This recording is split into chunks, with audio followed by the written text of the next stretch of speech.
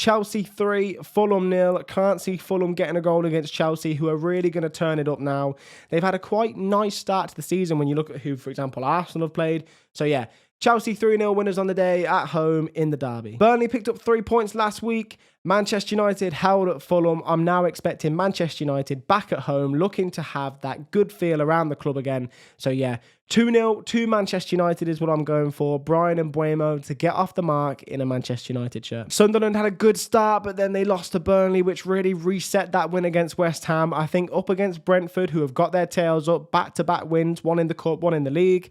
I think this has 1-1 written all over it, but realistically, both sides will probably take that point before the game. Going to Sunderland will be no easy task for any team this season. So yeah, 1-1 Sunderland and Brentford. Spurs 2, Bournemouth 1. Spurs to have too much for Bournemouth. Bournemouth will give it a good old go. Mohamed Kudus is who I'm looking at, as well as Semenyo, of course.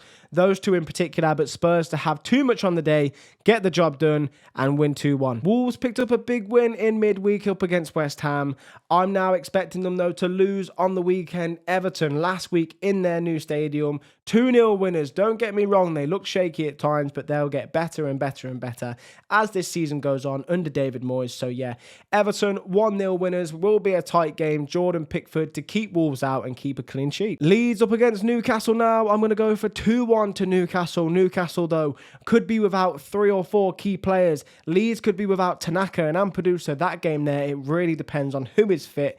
From the knowledge we have at the moment, I think it's going to be 2-1 to Newcastle. Close game nonetheless, but yeah, 2-1 to Newcastle on the day. Brighton up against Man City, a Manchester City side that were humiliated against Spurs at home last week. I think they will come back. They had chances, but realistically, the performance just fell flat on its face. So I'm going to go for Brighton 1, Manchester City 3. Erling Haaland to come back with some more goals. Could have had one last week. He'll get it this time. It's not looking good for West Ham, and now it's about to get worse. I'm going to go for Forest 2, West Ham 0. Forest with all the new signings.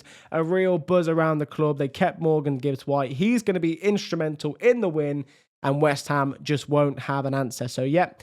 Nottingham Forest 2, West Ham 0. The big one, Liverpool against Arsenal. I have got this as 2-2. It's going to be a backwards and forwards game.